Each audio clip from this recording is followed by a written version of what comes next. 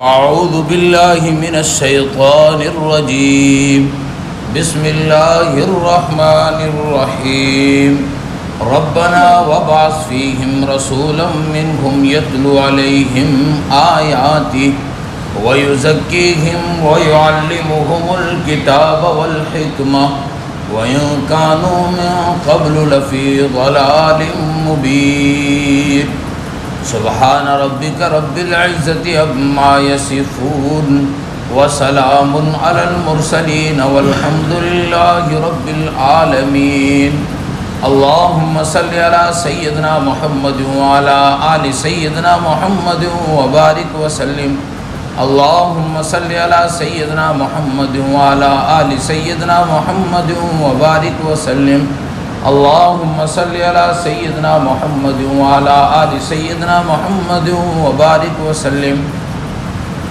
بزرگوں اور بھائیوں،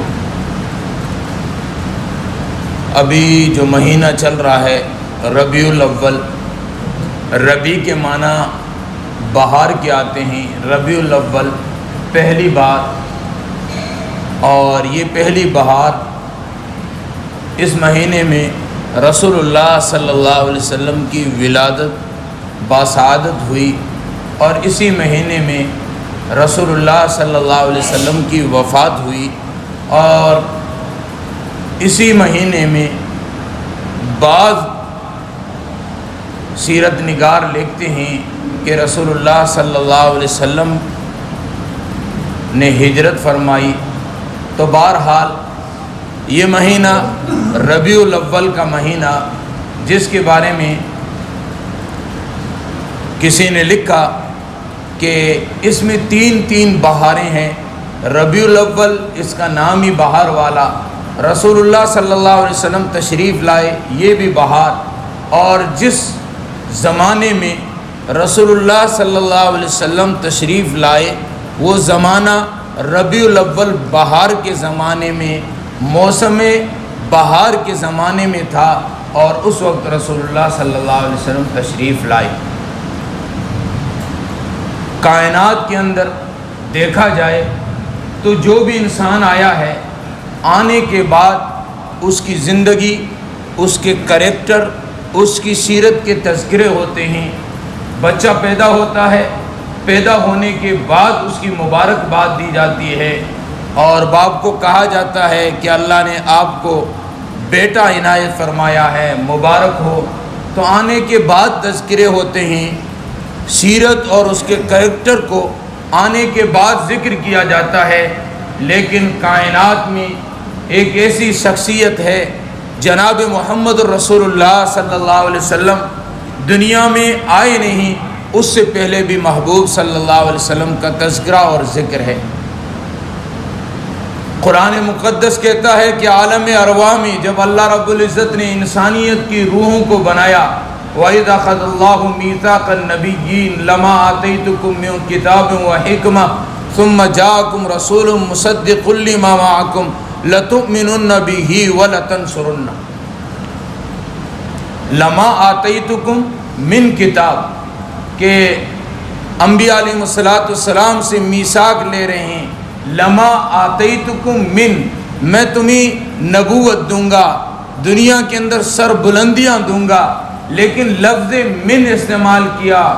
علماء نحو فرماتے ہیں کہ من جو لفظ آتا ہے عربی کے اندر، یہ بعض چیزوں کو، کچھ چیزوں کو گنوانے کے لیے آتا ہے کہ ان میں سے یہ، ان میں سے یہ۔ تو انبیاء علیہ السلام سے اللہ رب العزت نے فرمایا کہ تمہیں میں نبوت بھی دوں گا، مراتب بھی دوں گا، اور اخیر کے اندر اب میرے محبوب آئیں گے۔ اگر تمہاری زندگی میں آئیں تو ان پر ایمان لے آنا، اور تمہاری زندگی میں اگر تشریف نہ لائیں ان کے تذکرے کرنا، لوگوں کو بتانا کہ آخری نبی جناب محمد رسول اللہ صلی اللہ علیہ وسلم تشریف لانے والے ہیں۔ یہاں پہ علماء نے ایک من سے میں نے بات شروع کی تھی، ایک بات ارشاد فرمائی، وہ یہ کہ جب باقی انبیاء کو دیا لما آتیتکم من کا لفظ استعمال کیا، اور جب محبوب کو دیا انا اعطینا کل کوثر، انا آتینا کا من کوثر نہیں کہا، انا آتینا کا من کا لفظ یہاں استعمال نہیں کیا، بلکہ انا آتینا کل کوثر، انا آتینا کا محبوب ہم نے آپ کو عطا کیا۔ تو بہرحال محبوب صلی اللہ علیہ وسلم وہ ہے جو دنیا میں آئے بعد میں ہیں لیکن تذکرے پہلے ہے۔ پھر حضرت آدم علیہ نبینا علیہ السلام کو اللہ رب العزت نے پیدا فرمایا۔ آدم علیہ نبینا علیہ السلام کو اللہ نے پیدا فرما کر جنت میں بھیج دیا، اور آدم علیہ السلام سے بھول ہو گئی، اور اس بھول پر آدم علیہ السلام روتے رہے، ربنا ظلمنا انفسنا وَإِن لَّمْ تَغْفِرْ لَنَا وَتَرْحَمْنَا لَنَكُونَنَّ مِنَ الْخَاسِرِينَ۔ اور اسرائیلی روایات میں یہ ملتا ہے کہ آدم علیہ السلام 300 سال تک روتے رہے، اور ایک دن آدم علیہ السلام کی زبان پر ایک دعا جاری ہوئی۔ آدم علیہ السلام نے رب العالمین سے عرض کیا، اے اللہ مجھے معاف کر دے، محمد صلی اللہ علیہ وسلم کے وسیلے سے۔ اللہ رب العزت نے فوراً پوچھا، آدم میں نے ابھی اسے پیدا نہیں کیا، آپ کیسے جانتے ہیں؟ کہا کہ اللہ جب آپ نے مجھے بنایا اور میرے روح میں، میرے جسم میں روح کو پھونکا، فَنَفَخْتُ فِيهِ مِن رُوحِي، جب میرے جسم میں روح گئی اور روح کو آپ نے پھونکا تو میں نے سر کو اٹھایا، آنکھوں کو کھولا، اور کواکب العرش، میں نے عرش پر دیکھا، مکتوباً لا الہ الا اللہ محمد الرسول اللہ، میں نے دیکھا کہ لا الہ الا اللہ محمد الرسول اللہ لکھا ہوا تھا، تو میں نے گمان کر لیا کہ اللہ رب العزت کے ہاں جو سب سے محبوب شخصیت ہے اس کا نام اپنے نام کے ساتھ لکھا ہے، اس وجہ سے میں نے محبوب صلی اللہ علیہ وسلم کا وسیلہ دیا۔ امام بخاری رحمۃ اللہ علیہ کے استاد امام حاکم نیساپوری رحمۃ اللہ علیہ نے اپنی کتاب مستدرک حاکم میں یہ حدیث نقل کی، فرماتے ہیں کہ اللہ رب العزت نے آدم علیہ السلام سے ارشاد فرمایا، آدم اگر میں اپنے محبوب کو پیدا نہ کرتا تو آپ کو بھی دنیا میں نہ بھیجتا، دنیا کو سجاتا بنا۔ آدم علیہ السلام کو اللہ نے فرمایا محبوب کا وسیلہ دیا ہے، ہم نے معاف کر دیا۔ تو دنیا میں آئے بعد میں ہیں، محبوب صلی اللہ علیہ وسلم کا پہلے تذکرہ ہے۔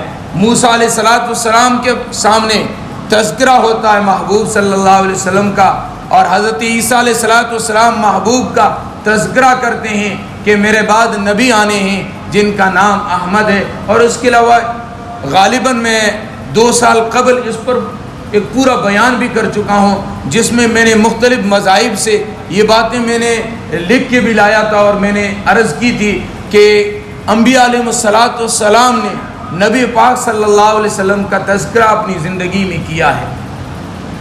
تو پھر آنے سے پہلے محبوب کا تذکرہ، اور دوسری بات محبوب صلی اللہ علیہ وسلم کا خاندان، سارے خاندانوں میں سب سے اشرف، سب سے اعلیٰ بلند مرتبہ رکھنے والا، اور نبی پاک صلی اللہ علیہ وسلم ارشاد فرماتے ہیں کہ آدم علیہ السلام سے لے کر میرے والد محترم تک سب کے سب نکاح سے پیدا ہوئے ہیں، کوئی بغیر نکاح کے پیدا نہیں ہوا، سب کا نکاح ہے۔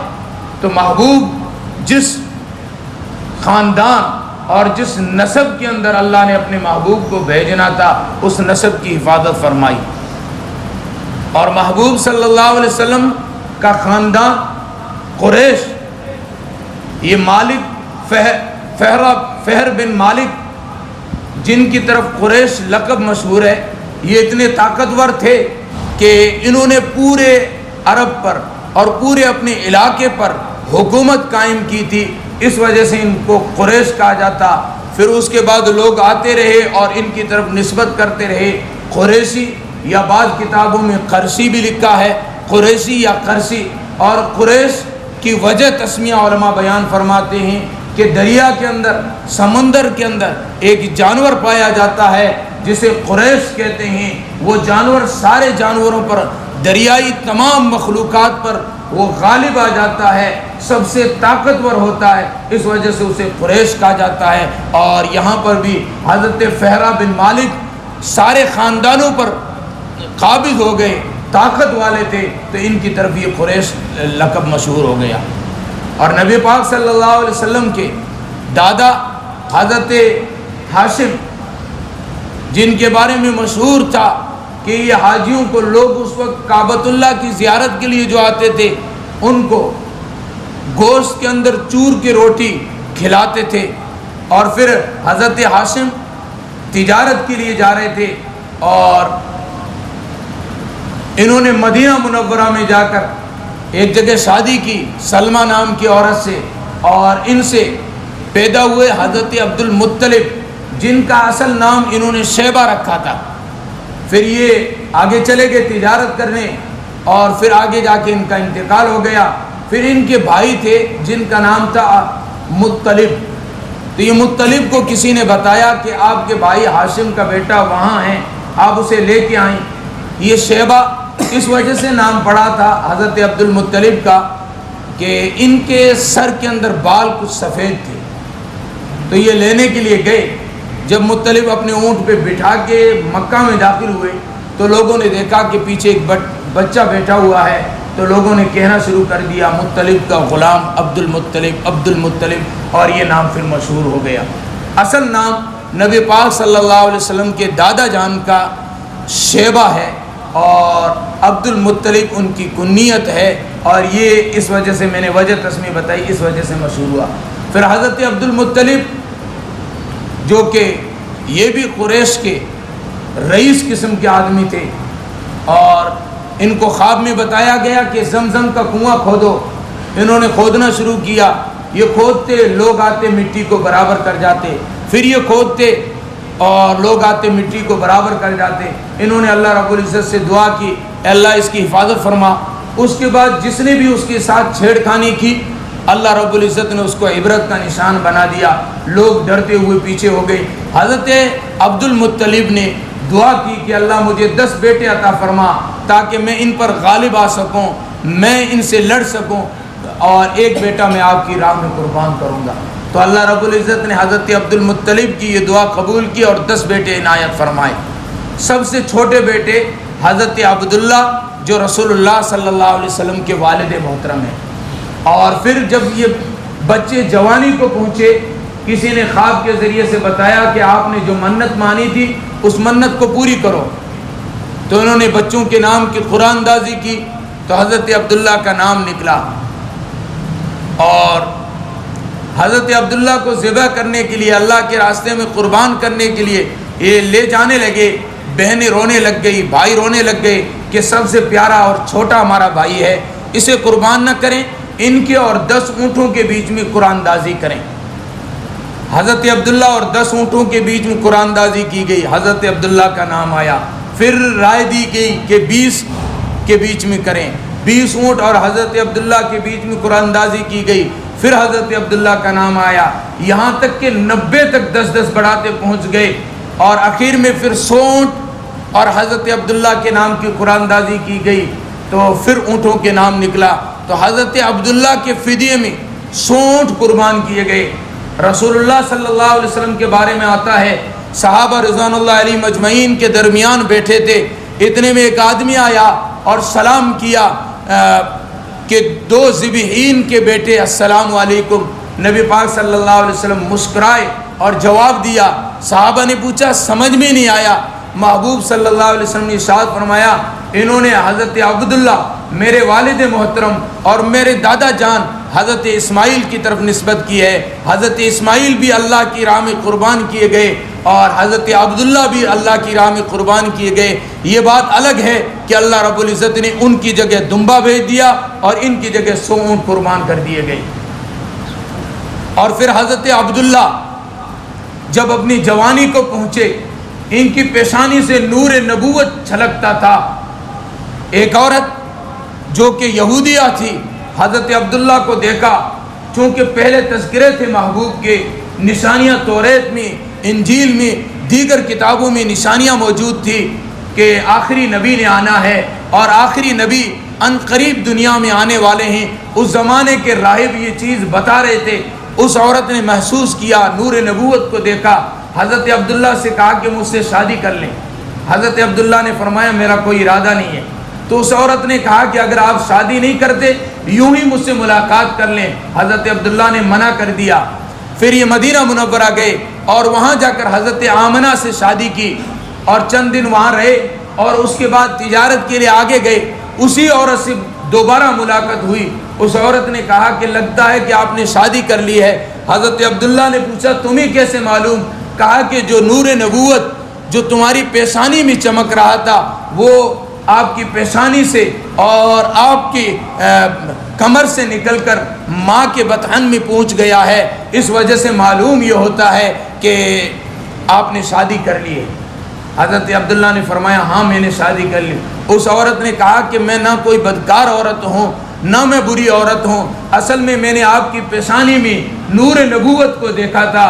میرا جی چاہا کہ آخری نبی جس نے دنیا میں آنا ہے، جس نے امام الانبیاء والمرسلین بننا ہے، ساری کائنات جس کی وجہ سے بنائی گئی ہے، جو وجہ تخلیق کائنات ہے، وہ میرے بطن سے میرے پیٹ سے پیدا ہو جائیں، اس وجہ سے میں نے یہ گزارش پیش کی تھی۔ اور حضرت عبداللہ رضی اللہ تعالیٰ عنہ نبی پاک صلی اللہ علیہ وسلم کی پیدائش نہیں ہوئی ہے، اس سے پہلے وفات پا جاتے ہیں، اور محبوب صلی اللہ علیہ وسلم حضرت آمنہ کے بطن سے جب پیدا ہوتے ہیں اس وقت محبوب صلی اللہ علیہ وسلم یتیم پیدا ہوتے ہیں۔ اللہ نے قرآن میں کہا کہ ہم نے آپ کو یتیم پایا، بے سر و سامان پایا، اور ہم نے آپ کو ٹھکانہ دے دیا۔ محبوب ہم نے آپ کو اللہ کے دیدار میں اور اللہ کی محبت میں گریہ زاری کرتے ہوئے پریشان حال دیکھا، اور ہم نے آپ کو ٹھکانہ عطا فرما دیا۔ محبوب صلی اللہ علیہ وسلم دنیا میں آنے سے پہلے والد محترم دنیا سے چلے گئے ہیں، اور پھر حضرت آمنہ فرماتی ہے کہ جب میرا بچہ میرے پیٹ میں آیا تو میں آسمان کی طرف دیکھتی، سورج بھی آدھا بجا لاتا تھا، چاند آدھا بجا لاتا تھا، اور جب میں درختوں کے پاس سے گزرتی تھی تو درخت جھک کے مجھے سلامی پیش کرتے تھے۔ اور وہ دن بھی آیا، وہ صبح بھی آئی جب محبوب صلی اللہ علیہ وسلم کی پیدائش ہونی تھی۔ میں نے آفاق کو روشن دیکھا، کائنات کو میں نے روشن دیکھا، اور اس روشنی سے میں نے روم و فارس کے محلات کو چمکتے ہوئے دیکھا۔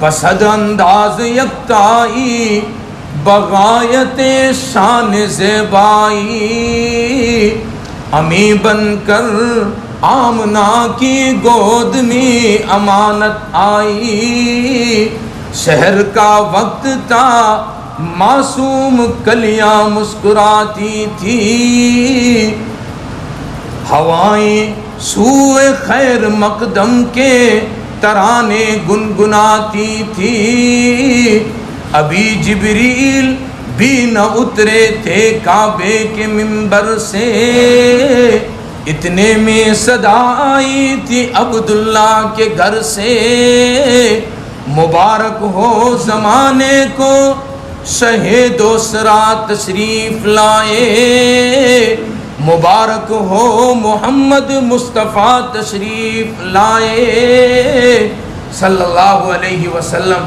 ہاں، کائنات کے امام، ساری کائنات کے وجہ تخلیق رسول اللہ صلی اللہ علیہ وسلم اس مہینے میں آئے بھی ہیں، اور اسی مہینے میں رسول اللہ صلی اللہ علیہ وسلم کی وفات ہے۔ تو میلاد مصطفیٰ رسول اللہ صلی اللہ علیہ وسلم کی ولادت سے ہمیں جو سبق ملتا ہے وہ یہ ہے کہ رسول اللہ صلی اللہ علیہ وسلم کی سنتوں کو اپنایا جائے۔ میلاد منانے کی چیز نہیں ہوتی ہے، اپنانے کی چیز ہوتی ہے۔ رسول اللہ کی سیرت کو اپنایا جائے۔ آگے کی باتیں انشاءاللہ اگلے ہفتے اللہ رب العزت مجھے بھی آپ کو بھی رسول اللہ صلی اللہ علیہ وسلم کی سچی اور سچی اتباع نصیب کرے۔ وآخر دعوانا الحمدللہ رب العالمین۔